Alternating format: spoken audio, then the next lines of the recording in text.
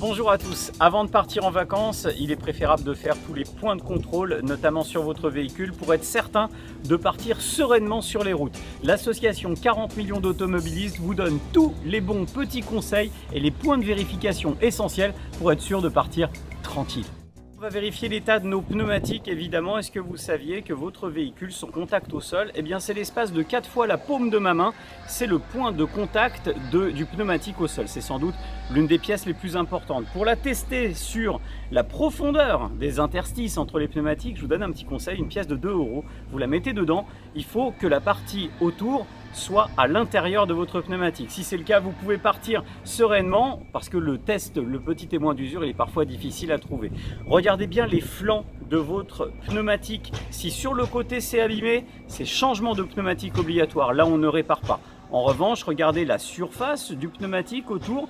Là, on peut réparer, mais vérifiez bien, ça évitera une crevaison potentielle sur l'autoroute des vacances.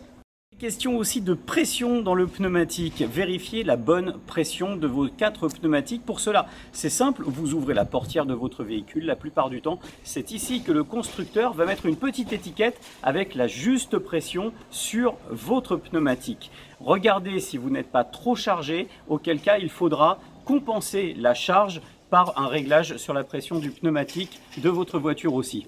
Si vérifiez que dans votre voiture, vous avez tout le matériel nécessaire pour pouvoir changer une roue, la remplacer ou au moins une bombe anti-crevaison. Ce sera quand même un gage de sécurité si vous êtes bloqué sur la route pour effectuer quelques kilomètres. Vous souhaitez tout savoir sur les pneumatiques, n'hésitez pas, cliquez sur la vidéo juste ici à l'écran. Vous aurez toutes les informations de l'association 40 millions d'automobilistes sur ce sujet. Allez, on passe au balai d'essuie-glace, quand même très important, même si là il fait beau, on n'est pas à l'abri de traverser les montagnes ou même ailleurs et d'avoir un épisode pluvieux. Dans ces cas-là, le balai d'essuie-glace, c'est simple, vous le tendez vers le haut, s'il reste bloqué, c'est qu'il est mort, il faut le changer. Vérifiez aussi toutes les irrégularités sur le plastique de votre essuie-glace. Si c'est irrégulier, ça laissera d'énormes traces dans l'habitacle et vous n'y verrez absolument plus rien, ça n'effacera pas les gouttes de pluie, au contraire, ça les étalera. L'essuie-glace, c'est une pièce essentielle de sécurité, c'est même un des points de contrôle du contrôle technique. Alors ce que je vous conseille, c'est de le changer une fois par an, plutôt avant l'hiver, mais peut-être aussi avant l'été si ça fait très longtemps qu'il n'a pas été changé.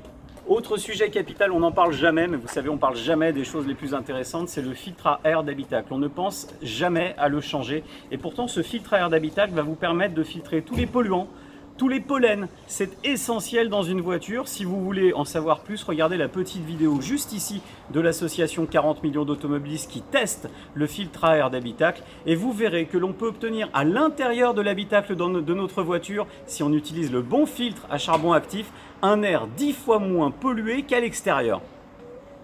Autre point important, évidemment sous le soleil comme aujourd'hui, ça va être difficile de voir la véritable utilité, mais croyez-moi que dès que vous allez traverser peut-être la France et que vous allez traverser de nuit, l'éclairage de votre voiture est absolument fondamental et verbalisable en cas de défaut d'éclairage. Alors je vous conseille de tout vérifier, les feux de détresse, les feux stop, c'est facile, vous demandez à quelqu'un d'aller à l'arrière et de vérifier si les feux s'allument lorsque vous mettez un petit coup de pression sur la pédale de frein.